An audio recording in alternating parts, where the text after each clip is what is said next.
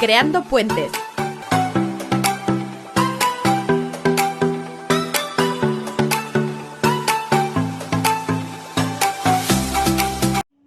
Hola, buenos días. Aquí desde Creando Puente, un lunes más con todos vosotros. Bienvenidos los guerreros del estigma. Bienvenidos.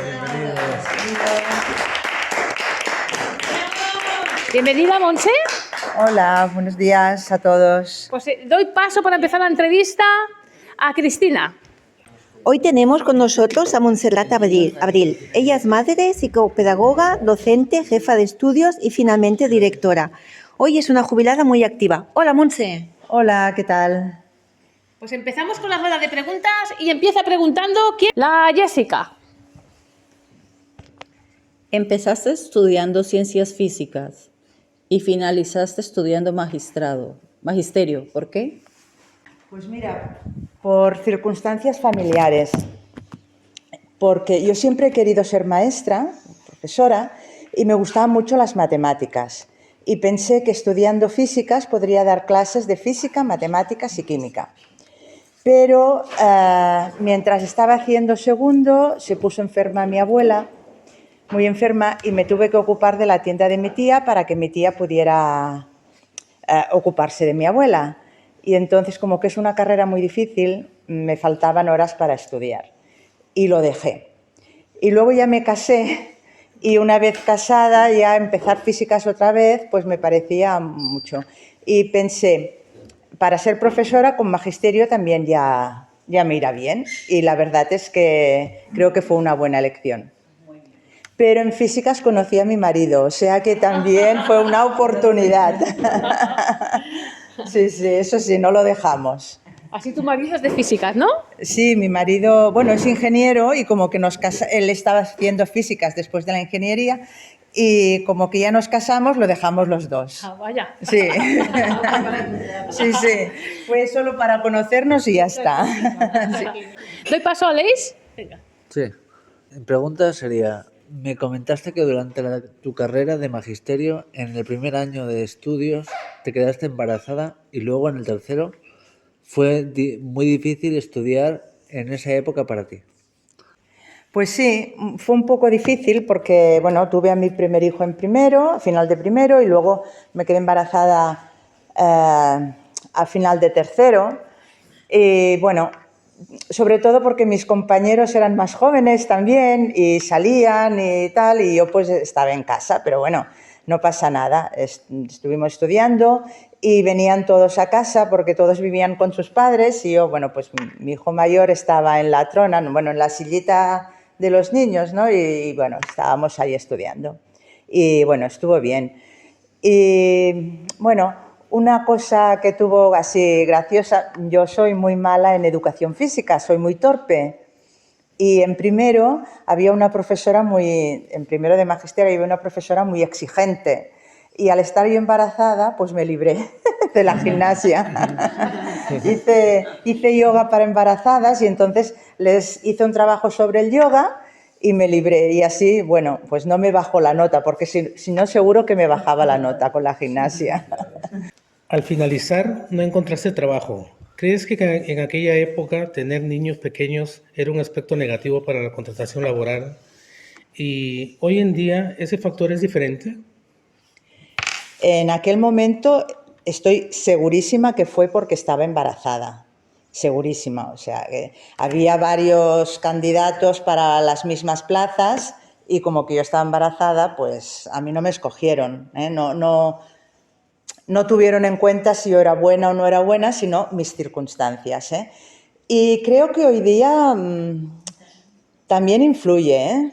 Yo creo que sí, aunque se dice que no y se han hecho leyes y todo, pero estoy segurísima de que también es un problema para muchas mujeres esto. Sí. Para esta pregunta me gustaría que explicases a las personas oyentes tu trayectoria profesional. ¿Qué cualidades tiene que tener un docente para llegar a ser jefe de estudios y luego director? No sé, esto me lo tendrían que decir mis compañeros. Yo creo que lo primero de todo, mucha paciencia. Mucha paciencia. A mí siempre me ha gustado estudiar y después creo que, pensando estos días, por ejemplo, mis sobrinas que están estudiando y todo, he pensado que quizá una de mis cualidades es que no me pongo nerviosa. Y creo que esto me ha ayudado mucho en la vida.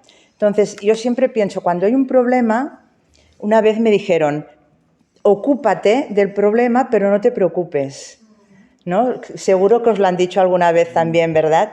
Esto es una cosa difícil, ¿eh? Porque preocuparse es lo más fácil, ¿verdad? Pero cuando estás preocupado, a veces no piensas con claridad. Y entonces, pues como jefe de estudios, pues he tenido algunos problemas y como directora, muchos. Porque lo peor de ser directora es que tienes que, bueno, el tema de la disciplina, ¿no? Solucionar las quejas de las familias, las quejas de los profesores, digamos que te viene todo, ¿no? Y entonces, si estás todo el día preocupada, no puedes soportarlo, ¿no?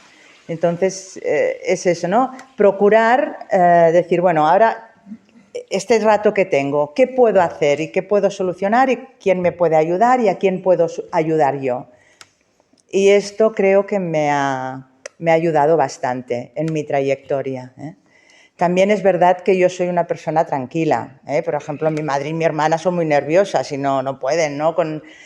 Yo les digo, tranquilas, pero es que no pueden, yo soy tranquila, ¿no? Yo cuando hacía exámenes, mis compañeros decían que se querían sentar a mi lado porque les transmitía calma, ¿no? Y yo, claro, yo decía, bueno, es que si me pongo nerviosa, ¿de qué me servirá haber estudiado, no? Seguro que me perjudica. Y entonces, bueno, intentaba calmarme y, bueno, es una de las cosas que más me ha ayudado, sí, el poder serenarme, ¿no? O pensar, ahora esto con tranquilidad.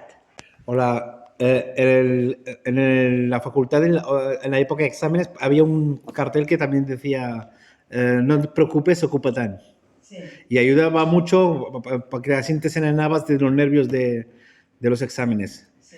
La pregunta sería, ¿cómo te defines? ¿Docente, jefa de estudios o directora?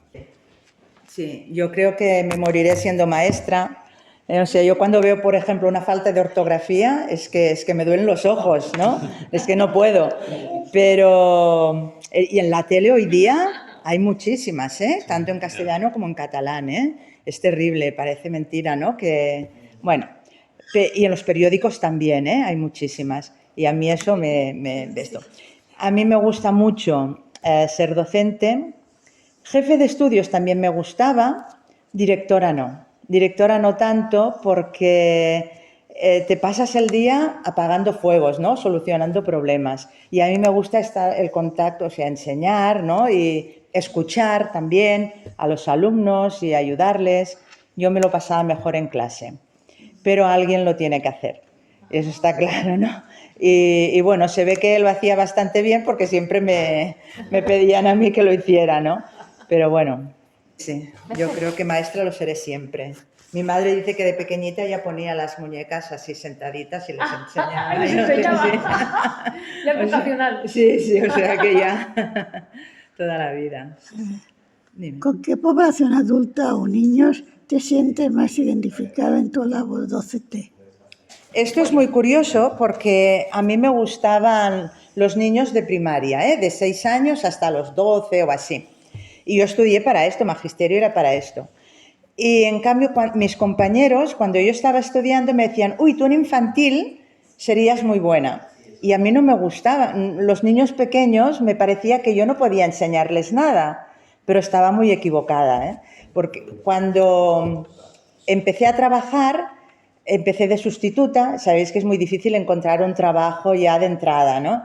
Y entonces, después, en la escuela que yo estaba haciendo sustituciones, pues abrieron el parvulario y de 3 a 6 años. Y me dijeron, si quieres tienes una plaza aquí. Dije, bueno, pues voy a probar. Y estuve unos años que me encantó estar con los niños pequeños. Y después, aprendí a hacer clase a partir de explicar cuentos, que eso es fantástico. Y me pasaron un libro, no sé si conocéis, que es muy interesante, de Jorge Bucay, que es un psicólogo. Sí, Jorge Bucay lo conozco. Sí, es un psicólogo argentino. Y siempre acababa las lecciones, cuando hacía clases a adultos, siempre acababa las lecciones con un cuento, explicando un cuento, ¿no? Y eso es lo que aprendí en infantil, la verdad es que fue fantástico. De todas maneras, en aquella época yo tenía 36 niños en la clase y se portaban súper bien. 36 y había tenido más, sí. Ahora con 20 y no podemos, Ahora son 20. Ahora son 20. Y bueno, los niños, bueno, son más tardíos. Pues de 3 a 6, de 3 a 5, 3, 4 y 5 años, parvulario, sí. Me gustó mucho. Pero después me fui haciendo mayor y me daba cuenta que yo cuando estaba con los pequeñitos pues me tiraba al suelo con ellos y tal. Después ya empecé con fibromialgia y ya me costaba todo el tema de moverme, tirarme al suelo, sentarme, levantarme. Y entonces ya estudié la segunda carrera, que creo que también os lo expliqué, ¿no? Y ya empecé con chicos más mayores, de 12 a 16. Y también me lo he pasado muy bien con ellos, me he reído mucho. Y me han enseñado mucho, porque yo ya con las redes sociales y todo esto, y la pizarra digital, todo eso, yo no había estudiado con eso. Y ellos me enseñaban, ¿no? Y la verdad es que era muy, muy interesante. Sí, sí. ¿Es difícil ser profesora? Es difícil ser buena profesora. Magisterio, ser maestro, es una carrera de las más fáciles, cosa que yo creo que no tendría que ser así, porque tienes que estar enseñando, ¿no? Y es el futuro de los niños, ¿no? Es el futuro de un país también, ¿eh? Pero la idea es esta, ¿no? Que es una carrera muy fácil y que todo el mundo puede enseñar, y eso no es verdad. Lo primero que hay que ser para ser un buen maestro, aparte de saber cosas, pero eso lo puedes encontrar en un libro, es saber decir que todo no lo sabes. O sea, el que se cree que lo sabe todo nunca será un buen maestro, porque siempre hay que aprender. Después también saber escuchar y saber observar. Y esto no es fácil, ¿no? Darte cuenta si los alumnos que tienes delante lo están entendiendo o no. Porque a veces hay alumnos que hablan mucho en clase, pero a veces hay alumnos que son tímidos o que les da vergüenza o que les da miedo que se rían los compañeros o lo que sea y no dicen nada. Pues a esos hay que observarles más, ¿no? Y después también el saber escuchar, ¿no? O saber darte cuenta cuando un día pues habías preparado algo, pero esos chicos no están preparados para eso ese día porque tienen un mal día o ha pasado algo o pues hay que cambiar, ¿no? Y entonces es ser flexible. Que hay profesores que dicen hoy toca la página 4 y mañana tocará la 5. Eso no es un buen profesor, para mí, sino que hay que pensar cómo están las personas que te están escuchando y también decir, hey, hoy tengo un mal día porque me ha pasado no sé qué, no me hagáis enfadar mucho porque si no acabaremos mal. Pues eso también, ¿no? Poderlo decir, sí. Hay maestros que siguen directamente, avanzan con el grupo que avanza y van dejando rezagados. Exacto, sin importar, ¿no? Pues que hay algunos pues que están rezagados, ¿no? Sí. Y también pues ver que si alguno se aburre, pues también motivarle para que siga adelante, ¿no? Sí. Y eso es muy difícil, porque estás trabajando con personas, no con papeles, no con máquinas, ¿no? Y bueno, para mí es fantástica, es una profesión fantástica, pero tiene que gustarte, es vocacional. Sí. Todos los trabajos que son con personas son vocacionales. Bueno, ya nos lo has ido diciendo, pero ¿qué es educar para ti? Para mí, educar es dar las herramientas para que las personas puedan crecer como personas y puedan manejarse de manera autónoma en la vida, ¿no? Sepan afrontar sus problemas, sepan afrontar sus dificultades y sepan mejorar su propia vida, ¿no? Y aparte de esto, ¿no? Decían, había como tres ejes básicos, ¿no? Es el estar bien con uno mismo, ¿no? Conocerse a sí mismo, conocer el entorno, ¿no? Y estar también para los demás, ¿no? O sea, no solo... Mira, yo cuando hacía sexto de bachillerato, que tenía 15 años, fue el año que murió Franco, o sea, que imaginaros, yo soy vieja yo ya, y tenía una profesora que era monja y nos daba religión, ¿vale? Y nos explicaba qué es el amor, ¿no? Y decía que el amor tenía 3 fases. Y decía, el primero es tú para mí, yo te quiero para que tú me satisfagas pues mis necesidades de amor, de cariño, lo que sea. La segunda fase era yo para ti, ¿no? Yo haré todo para que seas tú feliz y tal. Y la tercera fase, que es la difícil de llegar, es los 2 puntos para los demás, ¿no? Y entonces es eso, ¿no? Cuando ya somos capaces de hacer las cosas para los demás, entonces es cuando hemos crecido como personas, ¿no? Que es una fase muy difícil, ¿no? Y que pocas personas llegan plenamente, ¿no? Pero sería el objetivo, ¿no? El poder, no sé, yo creo que aquí estamos para mejorar el mundo, ¿no? No sabemos, ¿no?, cuál es nuestra misión, pero alguna misión tenemos. Lo importante es ayudar. Cuando me decías qué es educar, pues ayudar a descubrir, ¿no?, la misión de cada uno, con su granito de arena, ¿no? Y hagamos lo que hagamos, seamos buenos en eso. Hagamos lo que hagamos, es igual, pero que seamos buenos en eso. ¿Crees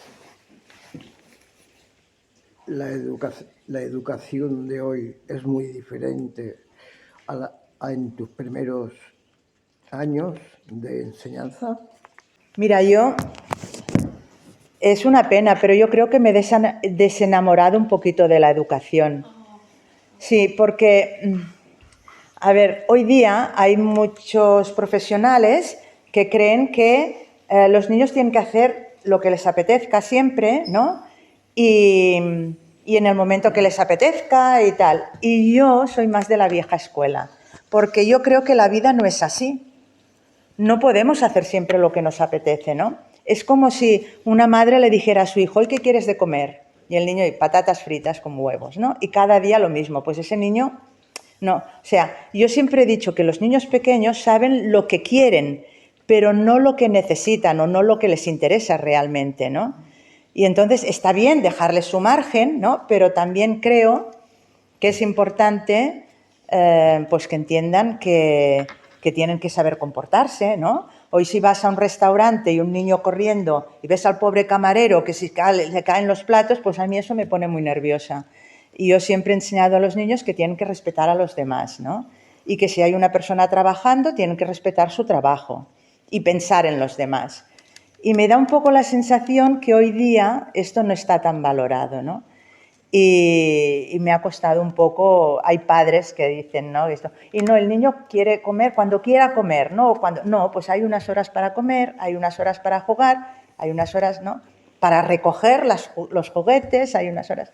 Y si nos dejaran a todos hacer lo que queremos, no sé lo que haríamos, pero creo que llegaríamos muy poco lejos, ¿no? No sé, es mi manera de ver, ¿eh? Es muy difícil trabajar en equipo. Muy difícil. Antes era más fácil porque más o menos todo el mundo tiene una rutina determinada y el equipo se cuajaba solo. Sí. Ahora cada vez es más difícil para poder crear un equipo. Sí, sobre todo si cada uno... Mira, mi marido tiene un dicho, así en broma, que dice, mira qué cosas que todos van a la suya menos yo que voy a la mía, ¿no? Y es eso, ¿no? Hoy día creo que todos vamos a la nuestra, ¿no? Y para trabajar en equipo hay que ir todos enfocados en el objetivo, ¿no?, del equipo. Dices, ¿qué queremos conseguir? Y cada uno también, otra cosa que me he olvidado antes, que todos tenemos que, o sea, ninguno de nosotros somos buenos en todo, ninguno, pero todos somos buenos en algo, ¿no? Entonces es importante saber en lo que somos buenos y en lo que no somos tan buenos para que nos ayuden, ¿no?, para pedir ayuda. Entonces un equipo en que cada uno aporta lo mejor de sí mismo y se deja ayudar en aquello que no es tan bueno, el equipo funciona, ¿no? Pero si el equipo piensa, yo soy el mejor, este no vale nada, este que me va a aportar y tal, entonces el equipo es un desastre. Y por eso el ego, un ego muy grande, no es bueno, ¿no?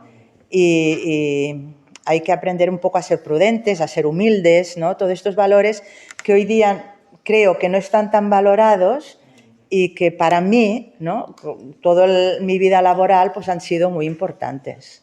Y creo que he sabido transmitir a mis... Mira, yo una vez, no sé si puedo explicar una anécdota, una vez teníamos un alumno en clase que era terrible, tenía 14 y 15 años y, bueno, tiraba las sillas, las mesas, no escuchaba, no quería estudiar y tal, pero nosotros no nos rendimos con él, ¿no? Y al cabo de unos años vino y me vino a dar las gracias, yo era la directora también en el colegio en aquel momento, me vino a dar las gracias porque él, después de hacer prácticas de FP, de todo el grupo se lo habían quedado a él trabajando porque decía buenos días cuando llegaba, daba las gracias, pedía disculpas cuando se equivocaba. Dice, eso es lo más importante que me enseñasteis. Dice, gracias a esto tengo un trabajo, ¿no? Y sé escuchar y tal. O sea que a veces estas cosas que no le damos importancia, ¿no? O que hoy día quizás se valoran menos, ¿no? El ser educado, el ser prudente, eso, ¿no? El intentar no molestar, pues eso es lo que... O intentar colaborar, ¿no? Con los que están a tu lado, pues eso es lo que realmente se valora de las personas. Y eso tiene que salir de uno, ¿no? O tienes que haberlo aprendido de pequeño, ¿no? Eso no está en los libros. Ni por muchas carreras que hagas, ¿no? Algunos que se creen muy inteligentes y tal, pero son unos maleducados, pues esos no, para mí no valen como personas, por muchos títulos que tengan, ¿no? Incluso lo docente, antiguamente con el BUP y el COU, habían algunos exámenes que se hacían sin calculadora. Ahora encuentras un ingeniero industrial y si no tiene la calculadora a mano casi se queda paralizado. Antes, incluso el sistema docente también ha cambiado en ese aspecto. Por ejemplo, cuando yo era pequeña y estudiaba, yo recuerdo que en casa, mientras comíamos, mi madre nos preguntaba las tablas de multiplicar. Cada día una tabla de multiplicar a mi hermano y a mí, ¿no? Hoy día esto está totalmente prohibido, ¿no? A los niños no hay que... Y hay muchos padres que no están de acuerdo con que se hagan deberes, tal. Bueno, mira, yo pienso que lo mínimo hay que saberlo, si no cuando vas a comprar no sabes si un descuento, ¿no? Te va a valer eso que dicen 2 por 1, ¿no? O 3 por 2 o lo que sea, o el descuento de tanto. A veces los negocios también pues engañan, ¿no? O no te sale a cuenta, pues eso hay que saberlo y no estarás con la calculadora allí en el supermercado. Lo mínimo hay que saberlo. Y eso es a base de práctica y no hay... Eso no te lo pueden enseñar, exacto, hay que practicar y eso hay que practicarlo en la escuela y hay que practicarlo en casa. Entonces yo no estoy de acuerdo con estos sistemas de hoy día, ¿no? De que, bueno, los niños van haciendo y aprenderán. No, hay que aprender cuando toca, ¿no? Hay que leer también, ¿no? Yo me acuerdo que yo enseñaba a leer a los 4 años, 4 y 5 años. Ahora, ya aprenderá cuando de eso, ¿no? Sí, o bueno... Muchas cosas, ¿no? Bueno, eso sí. Ahora, también es verdad, yo, por ejemplo, mi hijo mayor tenía muchas dificultades y a él le dejaron la calculadora porque era incapaz de aprenderse las tablas de multiplicar. Entonces, él podía hacer los exámenes con calculadora. Pues bueno, es como los que necesitamos gafas, ¿no? Si no podemos, o el que necesita un bastón para caminar, ¿no? Pues bueno, a veces necesitas estas ayudas, pero... si no las necesitas, pues oye, aprende también, ¿no? Está bien saberlo manejar, pero también está bien aprenderlo a hacer por ti mismo, ¿no? Pasamos a la siguiente pregunta, que sería... Llorens. 10. ¿Qué crees que has aportado tú a tus alumnos? A ver, ¿qué has aportado a tus alumnos? No lo sé, yo espero que les haya aportado parte de mi serenidad o de mi paz, de mi visión del mundo, del pensar esto, lo que os he dicho antes, que estamos aquí para algo, todos, y de que todos servimos para algo, ¿no? Y saber encontrar. Y el saber encontrar su lugar en la vida, ¿no? Espero haber podido aportar esto. ¿Y qué te han aportado ellos? ¿Te han aportado ellos a ti? Pues mira, sobre todo he aprendido a tener paciencia con ellos. Yo siempre, quizá uno de mis defectos es que he sido demasiado perfeccionista y he tenido que aprender a que no pasa nada con equivocarse, a que no pasa nada con que las cosas no salgan bien a la primera o no salgan perfectas, ¿no? Sino que, bueno, la cuestión es ir mejorando, ¿no? ver de dónde partes, y, o sea, no una competición con los demás, sino una competición así entre comillas, contigo mismo, ¿no? Es decir, cada día un poco mejor, ¿no?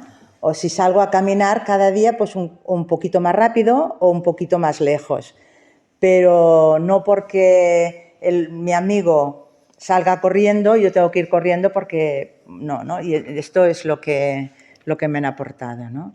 El ver que no pasa nada con equivocarse, o no pasa... El ejemplo que os he explicado, ¿no? De este chico que le costaba tanto estudiar y que se enfadaba tanto y tal, y que después tuvo un buen trabajo, ¿no? Pues hay que tener paciencia.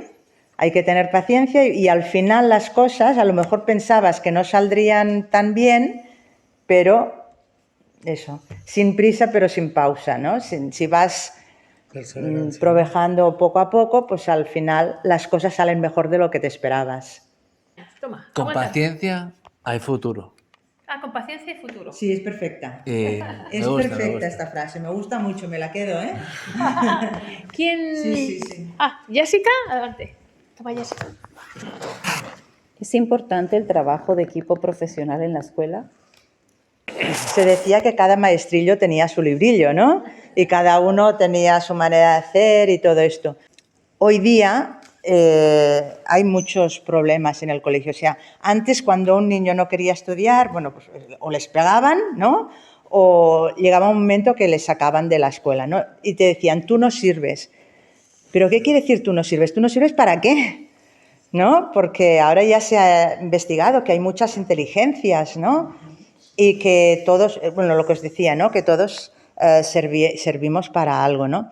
Y entonces, a lo mejor lo que yo no veo en un alumno, mi compañero sí que lo ve, ¿no? Desde otra perspectiva. Y entonces es importante trabajar en equipo y hablar de los alumnos, y cada uno con su carácter o con su manera de hacer, pues entre todos podemos ayudar, ¿no? Si solo hacemos cada uno a su manera, pero desconectados, el alumno se vuelve loco.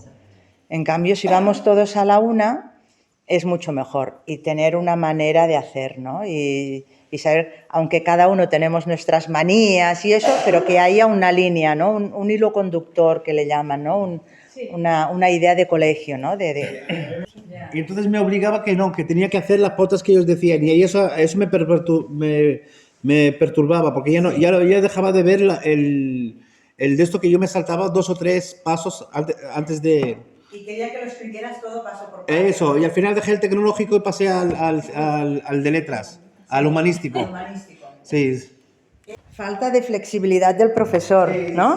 Que es lo que os decía antes, ¿no? Que hay que ser flexibles, porque delante tienes personas, no tienes máquinas, no tienes robots, ¿no? Y entonces cada uno reaccionará de una manera diferente. Y si a ti te salía bien de tu manera, ¿por qué no te tenían que aceptarlo? Tuve que dejar el Ya. tecnológico y pasar al humanístico. Ya, pues una pena. Pero bueno, después puedes seguir tú por tu cuenta, claro. Eres muy joven. Claro que sí. Sí. Aladín. ¿Podrías contarnos alguna anécdota que recuerdes con cariño? ¿Una anécdota? A ver, os he explicado esta del chico que para mí es la de más cariño. Sí. Mira, os voy a explicar otra anécdota que me hizo aprender. No la guardo con cariño, pero es una cosa que me quedó muy grabada. Yo, cuando ya fui jefe de estudios, dejé de ser tutora. La primera vez, os hablo de hace 40 años, casi. Bueno, y empecé a dar clases de inglés a los niños de 3, 4, 5, 6 y 7 años, ¿vale? Y en una clase de inglés estábamos estudiando las partes del cuerpo, ¿vale? Y yo les decía a los niños en catalán las partes del cuerpo y ellos me lo tenían que decir en inglés. Y un niño no sabía responderme. Entonces se lo dije en castellano, porque yo sabía que era castellano parlante, ¿no? Y tampoco sabía, ¿no? No sabía decirme esa parte del cuerpo. Y entonces le dije, mira, si a ti te doliera esto, ¿qué le dirías a tu mamá? Entonces me dijo, codo.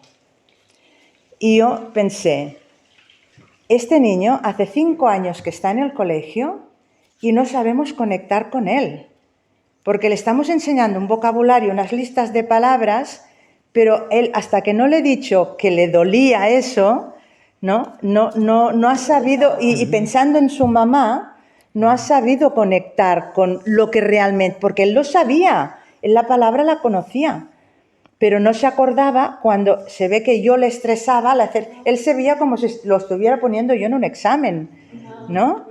Y se ponía nervioso, ¿no? Cuando le hablé de su mamá, él decía, imagínate que te caes y te duele aquí, ¿qué le dirías a tu mamá? Y le salió, ¿no? Y entonces aprendí a conectar con las emociones también, que es muy difícil esto, ¿no?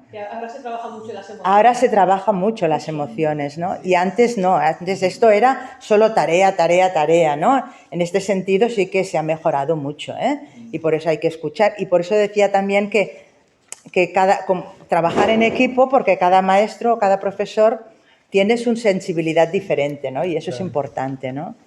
Y otra cosa también, otra anécdota que a mí me encantaba cuando íbamos de colonias, que llevábamos a los niños, y claro, ellos siempre nos veían vestidos, pues vestidas a las maestras con la bata, ¿no? Del colegio y tal, y pues íbamos a dormir en la casa de colonias y nos poníamos el pijama igual que ellos. ¡Anda, tienes pijama! ¿No? Como si fuéramos una cosa, ¿no?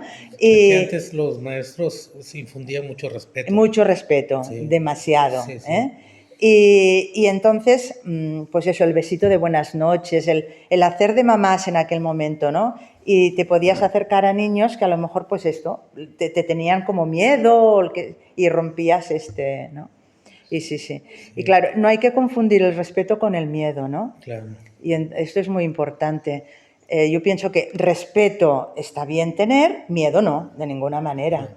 Ay, madre mía. Y cuando venía, el profesor me decía, mira a la cara. Claro, porque es que es una de las cosas que hemos perdido con las redes sociales, ¿no? La mirada es el espejo del alma, ¿no? Relacionado a lo que has dicho sobre las emociones, sí. Estuve trabajando como maestra en Suiza también, sí. Y ahora están cambiando mucho la forma de enseñar, como mucho más interactivo, activo, ir saliendo al bosque, no sé. ¿Y cómo lo ves aquí en España? Me interesa. ¿Han cambiado también la forma de...? Sí. Aquí se está intentando cambiar. Hay muchos colegios que sí que lo están haciendo ya y lo están haciendo muy bien.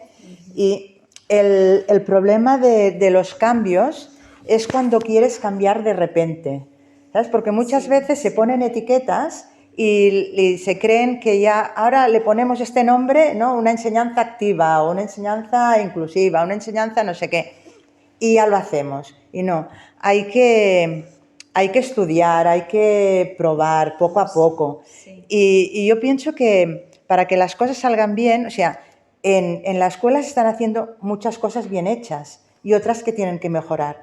Pues no lo cambies todo de golpe, cambia aquello que sabes que no da buenos resultados y puedes ir cambiando poco a poco, y lo que ya está bien hecho, no lo toques, ¿sabes? Y eso es complicado, ¿no? Porque cambiarlo todo de golpe para mí no es bueno, sino ir introduciendo cambios y ver que están funcionando y entonces más cambios, ¿no? O sea, ir más poco a poco. Yo creo que es un poco el error que se está haciendo aquí en España y concretamente en Cataluña, que es lo que yo conozco en las escuelas en general, ¿eh? Sí, creo que hace unos años estaba haciendo en primaria el método por capacidades o algo así. Sí, por competencias. Sí, por competencias, sí. A mi hija le tocó ese método. Sí. En la escuela fluvial. Sí, a ver, está muy bien trabajar por competencias porque hoy día, yo por ejemplo, mi hermano es ciego, ¿no? Y él no ha podido leer, pero él lo escucha todo, ¿no? Pero además él busca, dice, yo no me voy a... Él es abogado, o sea, ha conseguido llegar a ser abogado y tal, pero dice, yo no me lo meto todo en la cabeza, me meto solo lo más importante. Lo otro yo lo puedo buscar, ¿no? Puedes consultar. Hoy día tenemos muchos medios para poder consultar, ¿no? Pero hay algo básico que hay que aprender y es aprender a leer, pero aprender a leer quiere decir comprender. O sea, no decir que P y A hacen PA, ¿no? Y M hacen MA, sino que tú leas un texto o una pregunta y sepas comprender lo que te están preguntando o lo que te están contando, ¿no? Y esto es muy difícil. Y con las redes sociales y todo esto se ha perdido mucho porque hoy día se lee menos. Claro. Y es verdad, ¿no? Es como el oír y escuchar, más Exactamente. Tú puedes oír todo, sí, pero escuchar ya implica una comprensión, exacto, ¿no? Sí. Y hay pocas personas que sepan escuchar bien, ¿eh? También, porque... Una capacidad de interpretación. Exacto. Sí. Y eso es lo más difícil, ¿eh? Y eso hay que practicarlo y eso te lo tienen que enseñar. Eso es muy difícil aprenderlo por ti mismo.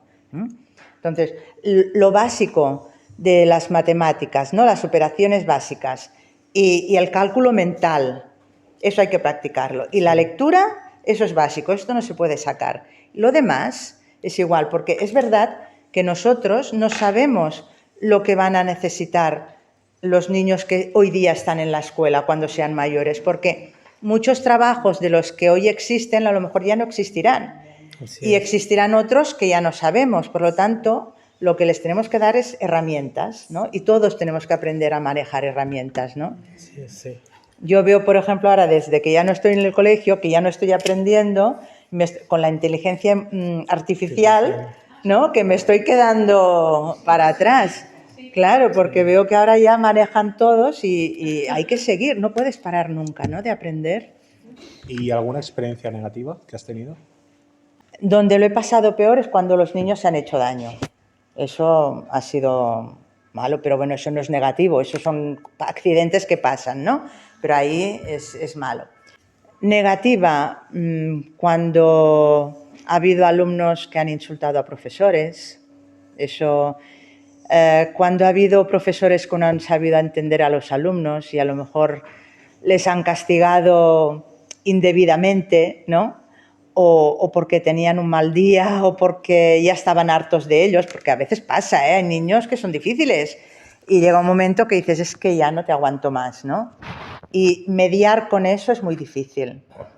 Y después, sobre todo, lo que me ha costado más es mediar con los padres. Por ejemplo, me pasó una vez que había un chico que era bastante gandul, no le gustaba hacer los trabajos, ¿no? Pero era inteligente, ¿eh? Pero, bueno, él estaba con las redes sociales, con salir por ahí, con tal, y no hacía los trabajos. En clase, pues molestando todo el rato, suspendió.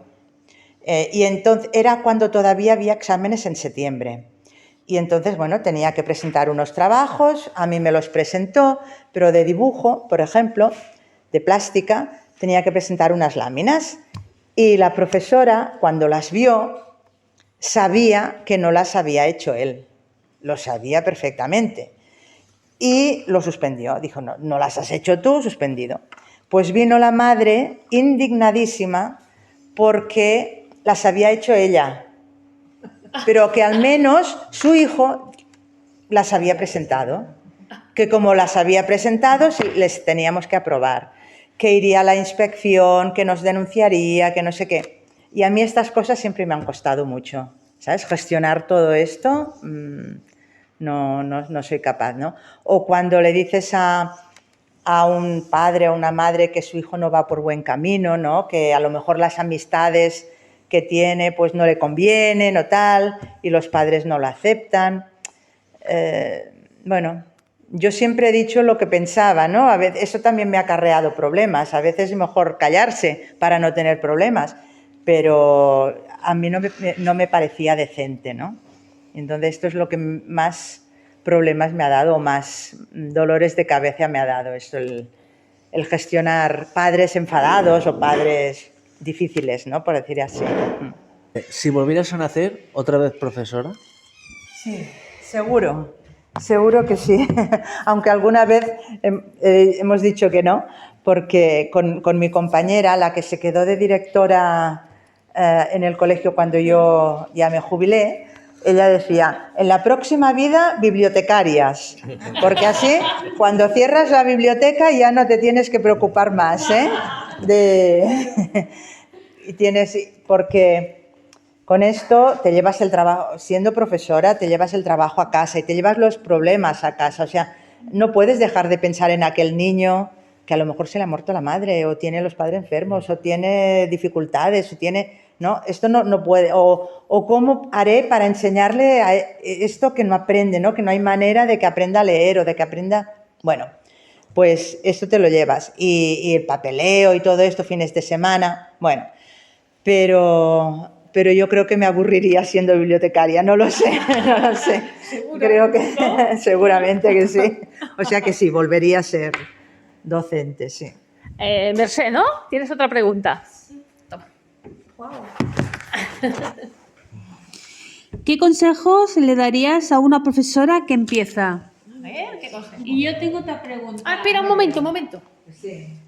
Y así contestas las dos. Sí. Quisiera saber cómo te fue el examen de acceso a la universidad. Para entrar a la universidad. Mira, el consejo que le daría es que no pierda la ilusión. En cuanto te desenamoras de algo o pierdes la ilusión, mejor que lo dejes, porque entonces ya no eres buen maestro, y como digo, ¿no? Como he dicho antes, estás trabajando con personas, entonces no, mejor que lo dejes. Por tanto, que no pierdan la ilusión y que no pierdan las ganas de aprender siempre, que no se crean que ya porque han acabado la carrera lo saben todo, porque es cuando empiezas a trabajar es cuando empiezas a aprender, de verdad. Eso es lo primero. Y después me has dicho que... Ah, el examen, sí. Bueno, fue un poco complicado porque me cogió que mi abuela ya empezó a estar enferma. Antes os he dicho que mi abuela estuvo enferma mucho tiempo, ¿no? Y en aquel, como que mis padres, mis tíos tenían tienda, tenían pastelería, y yo no podía... O sea, ellos no podían cuidarse de mi abuela y tuve que estar estudiando en el hospital porque mi abuela la operaron para la selectividad. Entonces yo escogí lo que sabía que podía aprenderme muy bien y me la jugué. Y, por ejemplo, las integrales no me entraban, ¿vale? Y dije, pues eso me lo dejo. Y digo, si acaso pues era una pregunta, ¿no? O tal, y lo otro, si hago lo otro bien, pues entonces me centré mucho en estudiarme muy bien todo lo que yo veía que era capaz de aprender, y las integrales de matemáticas me las dejé y tuve suerte. Me cayó una integral, pero era una, y lo otro lo hice más o menos bien y pude entrar. O sea, que aprobaste la papeleta. Sí. Aprobé. Lo otro me lo sabía muy bien, ¿eh? O sea, yo he sido siempre bastante empollona, por decirlo así, pero bueno, a veces capficarta, no sé cómo se dice esto en castellano, o sea, empecinarte, ¿no? En algo. Sí, obcecarte en algo que sabes que no te sale, pues mira, eso lo dejo, ¿no? No me preocupo, ¿no? Y me ocupo de lo que sé que podré aprender, ¿no? Es un poco, ha sido mi manera de actuar siempre, ¿no? Y de momento me ha salido bien. No os digo que algún día me pueda salir mal, ¿eh? Seguro. Siguiente pregunta. ¿Llorenç? Ahora que estás jubilada, cuéntanos qué hobbies tienes. A ver, ¿cuántos hobbies tienes? Yo sé de uno seguro. Me gusta mucho bailar country. Sí, ¿ves? Sí, es una cosa de abuelas esto. Me gusta muchísimo bailar, y ahora, desde que me he jubilado, somos un grupo de personas jubiladas que vamos a las residencias a bailar, ¿no? A residencias. Y vinimos un día al fórum, sí. Esto me gusta mucho. Luego, una cosa que no me gusta nada, pero estoy intentando hacer, estoy aprendiendo a nadar. Ya os he dicho antes que era muy torpe, ¿no? Pero el médico me dijo que para la fibromialgia era bueno la natación para mí, y estoy aprendiendo ahora, o sea que también. Y bueno, me gusta mucho escuchar música, me gusta coser y me gusta hacer ganchillo también. Y esto lo había hecho de joven, de muy joven, y ahora estoy retomando. Sí, crochet, ¿no? Sí, crochet, sí. Y estoy retomando estas aficiones, sí. Otra pregunta. Ah, bueno, y estudio inglés también. Ah, inglés también. Inglés y francés. Bueno, ya sabía un poco, pero para no perderlo, no sé si conocéis Duolingo. Sí. Vale, pues estoy en Duolingo cada día. Ya llevo 1800 no sé cuántos días seguidos sin parar. Ahora doy paso a la Cristina, ¿no? Venga. Bueno, última pregunta. Has dicho que te gusta bailar el country. Sí. ¿Cómo has llegado a formar parte del grupo Country Solidari? A mí me gusta, siempre me ha gustado bailar, aunque os he dicho que soy torpe, pero me gusta la música mucho. Y el country, como que se cuentan, yo soy bastante así, me gustaban las matemáticas, también os lo he dicho, ¿no?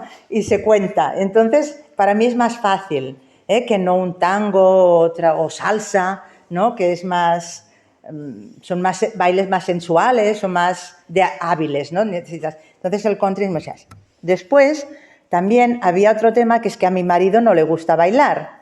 Y yo pensé, si me tengo que buscar otra pareja, a lo mejor aquí empezamos en problemas, mejor que no. El country se puede bailar individualmente, ¿sabes? No necesito pareja y entonces mi marido viene, me acompaña y tal, pero él no baila y no pasa nada, ¿no? Y bueno, empezamos a bailar, empecé a ir a clases cuando todavía trabajaba, me servía un poco de válvula de escape, ¿sabes? Cuando vas a clases, durante la semana, después los sábados, domingos, hacen fiestas los profesores. Y empecé a ir a fiestas y había una que hacían una vez al año que recogían juguetes para los niños. Se decían, bueno, Country Solidari, ¿no? Y hacían Cap nen sense joguina, ¿vale? Y recogían. Y entonces conocí al presidente de la asociación, que se llama Rufino, que es muy amigo de Rosy, que hacía esto, de la recogida de juguetes, hacía una fiesta impresionante, en un polideportivo muy grande y no cobraban entrada, pero cada uno voluntariamente pues llevaba un juguete, después pues íbamos a San Juan de Dios, a que se necesitaran. Y él me contó pues que hacía esto, ¿no? De que iban a bailar una vez a la semana, 2 veces a la semana a las residencias. Y le dije, cuando me jubile, me uniré a vuestro grupo. Y así ha sido. Sí, y ahora soy la secretaria, porque la gente se va cambiando, ¿no? Y nos pidió, y entonces ahora yo publico en Instagram, hacemos fotos o vídeos, yo los repaso, porque hay gente que no tiene permiso de imagen, ¿sabéis? Esto, Claro, bueno, y eso hay que repasarlo y tal, y después ya lo publico en Instagram y bueno, y pongo el calendario de las bailadas que haremos y todo esto. Y la verdad está muy bien, sí. Sí, cada vez bailamos menos country porque a los abuelos les aburre un poco, ¿no? Y ahora estamos más con las canciones de su época que les gustan. Y estamos aprendiendo las canciones de la Rafaela Carrà y de la Concha Velasco y la Chica Yeye, que de vuestra época no son, ¿eh? Pero bueno, algunos las habréis escuchado, ¿eh? De la tuya sí, ¿eh? Sí, claro que sí. Bueno, Muy bien. ¿tenéis alguna pregunta más para ella? Ha sido una entrevista muy bonita, os he visto a todos muy atentos. Sí. Y un fuerte aplauso. Sí. Un placer. Un placer para nosotros.